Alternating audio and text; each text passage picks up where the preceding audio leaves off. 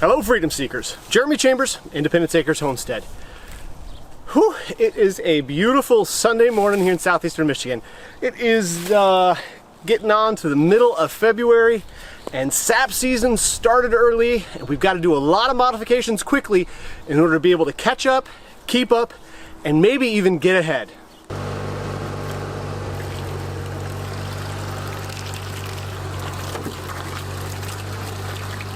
So the first task for today is to get a couple more trees tapped.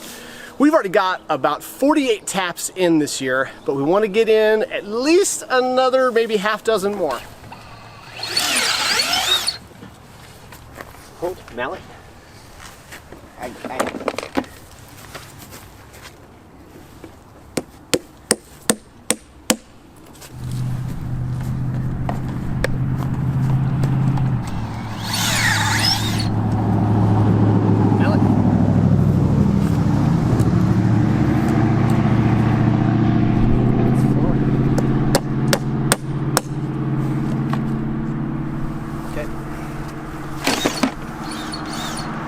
We've been doing maple tapping for, gosh, going on 6 years now, so the boys pretty much know the drill, so they can help me out really well.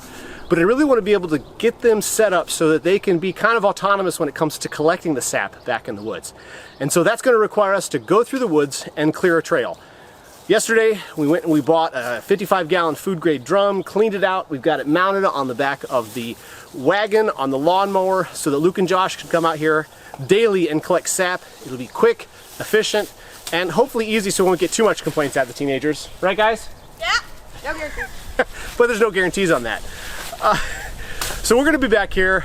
We've got a little mini chainsaw we're going to be using to clear stuff up, a rake, and I'm going to be using one of our older axes. And for all you purists out there, yes, I will be hitting the ground.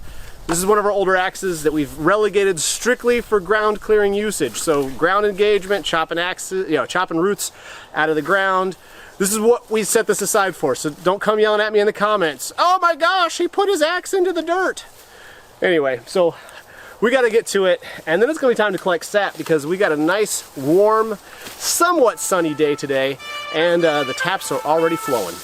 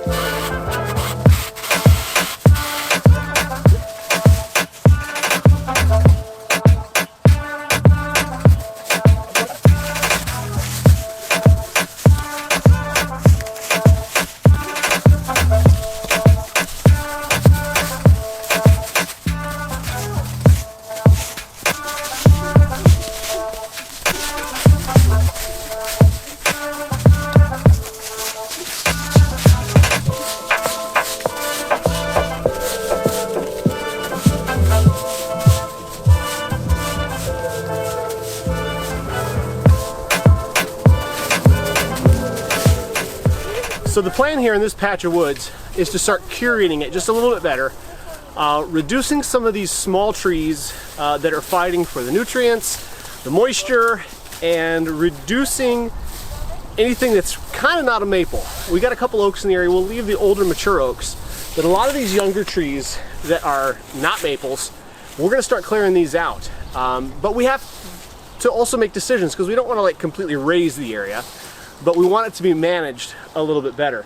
So what we're planning to do is basically every other small tree that's not a maple, we're going to be taking out.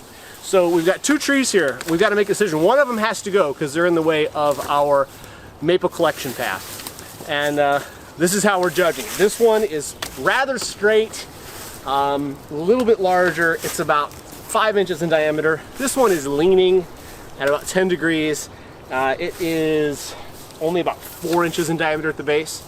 So out of these two, we'll let this one live for a little while longer, but this one's got to go because it's in the way of our path for collecting maple syrup, or excuse me, maple sap, because we have to start curating so that the younger maples have room to grow, and so that the maples that are here can get larger canopies. Larger canopies equals more sunshine, more heat, and more sap in the long run.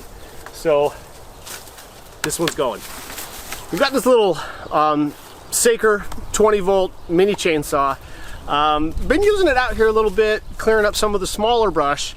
I'm gonna push its limits. It's got a 4-inch bar, and I'm gonna go ahead and see if I can cut down this 4-inch tree with it. It might take some time, might bog down. You know what?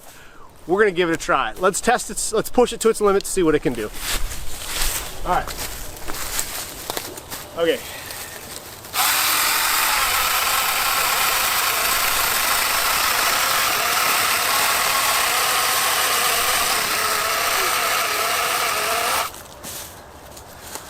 Doing pretty good so far. Let me show you what it's doing. I've been sitting there for...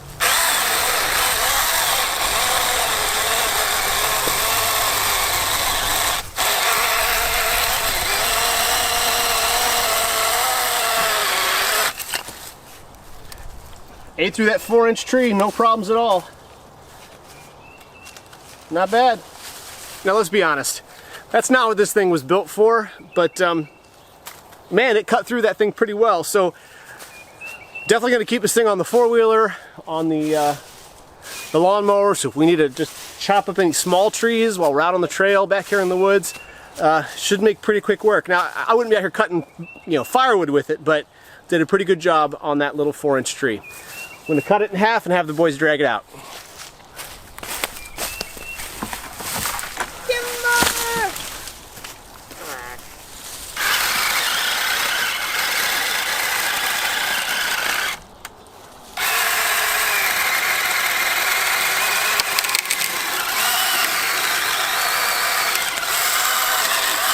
Alright. Here, got it? Cool. Heavy? Not too bad.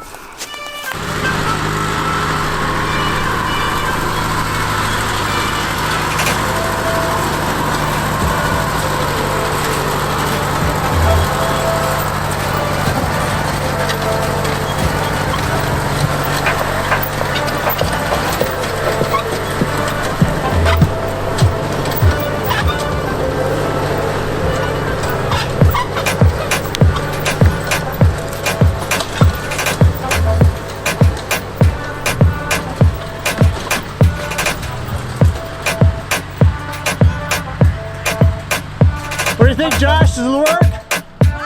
Does it work? Thumbs up, thumbs down. 2 thumbs up. All right.